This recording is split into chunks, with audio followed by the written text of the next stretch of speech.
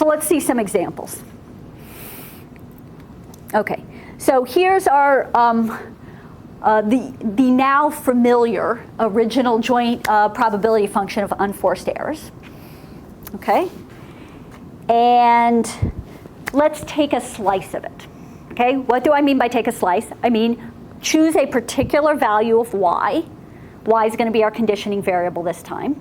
Okay, so choose a particular value of y, say y equals 2. And then that slice, so basically that tells us something about, so if Esther has 2 unforced errors in a particular game, that's what this slice represents, Esther having 2 unforced errors. And then these numbers tell us something about the relative probabilities of me having 0, 1, 2, 3, or 4 unforced errors in that game. Okay? But as it stands, I mean, that gives us some information, but as it stands, this is not a PDF on its own. This slice is not a PDF because it doesn't integrate or doesn't sum to 1. So we need to blow it up. So the factor we blow it up by is just the probability that y is equal to 2. And we can go back and look at the marginal distribution that we calculated several slides ago from this joint distribution, the marginal distribution of y. And we look up that the probability that y is equal to 2 is 5 over 32.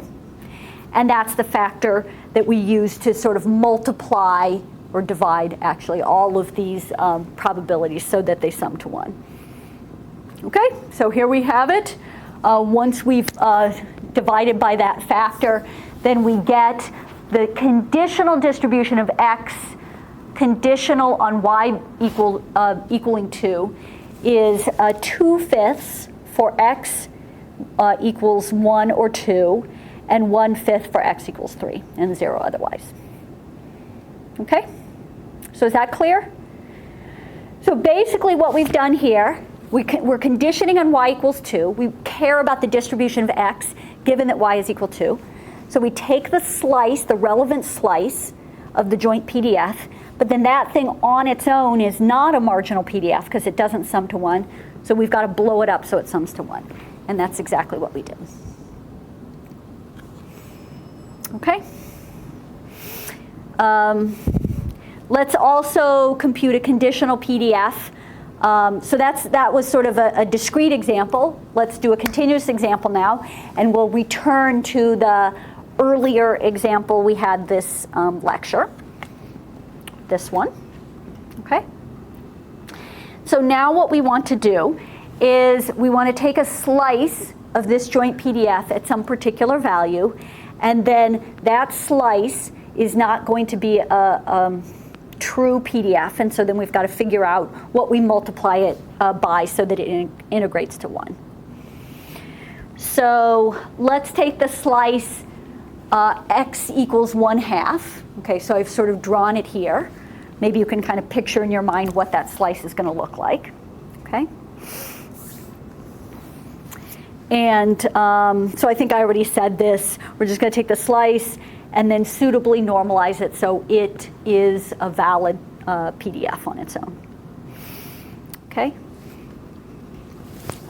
So recall that the marginal, we calculated the marginal PDF of x, and we'll need this in just a second to calculate this conditional PDF.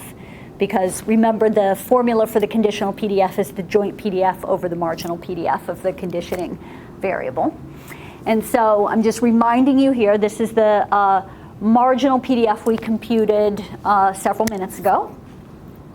Okay, and note that this PDF is non-zero for all x in this interval here, except for x equals 0. At x equals 0, this PDF is 0. Okay, so that means, in particular, if we're going to condition on x, we can only condition our conditional distribution. Condition on x is only going to be defined for non-zero values of the PDF of x, okay? And so a PDF conditional on x will only be defined for values in this interval except for 0. Okay, so just note that, and we'll come back to that at the end. Okay, we just have to sort of make sure we don't forget that. Okay, so we've got the marginal PDF of x. Recall that this is the formula for calculating the conditional PDF. Okay, and this is the joint PDF up here. So we have everything we need to calculate the conditional PDF. And this is what we have. This is what we come up with, okay? And again, keep in mind, it's only defined for non-zero values of x.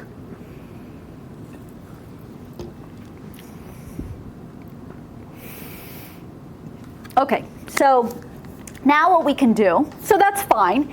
As I said, recall I said a few minutes ago that sometimes the notation is a little confusing because conditional PDFs are expressed as a function of both x and y, so they look kind of like joint PDFs.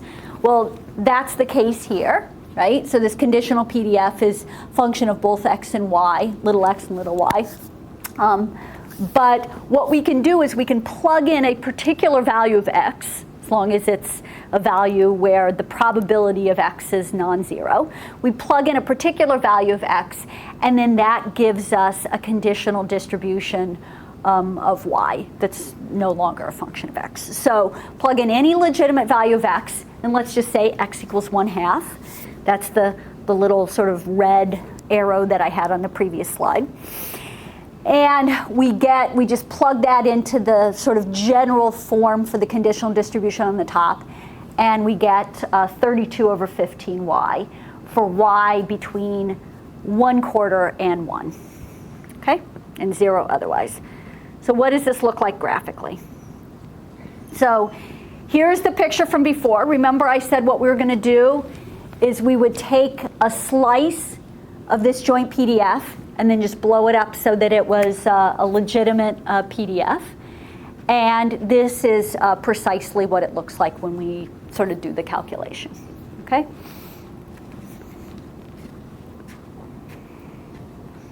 Okay?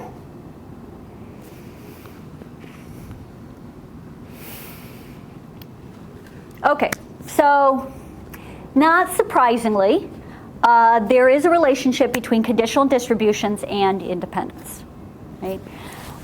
So we saw this when we were before we were even talking about random variables, when we were just talking about probability.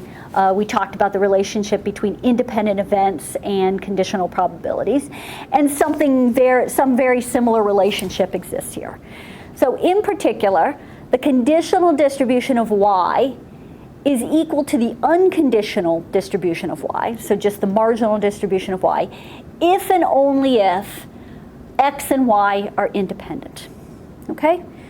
So the sort of intuition behind this is that if you have two random variables and they're independent, then knowing something about the realizations of one of the random variables doesn't tell you anything about the distribution of the other. And remember how I said that a conditional distribution was like a way of updating the distribution of a random variable given some relevant information. Well, if you're told x is equal to 2 and x and y are independent, well, then that's actually not relevant. The fact that x is equal to 2 isn't relevant information for the distribution of y. Okay, so that's basically what this relationship says.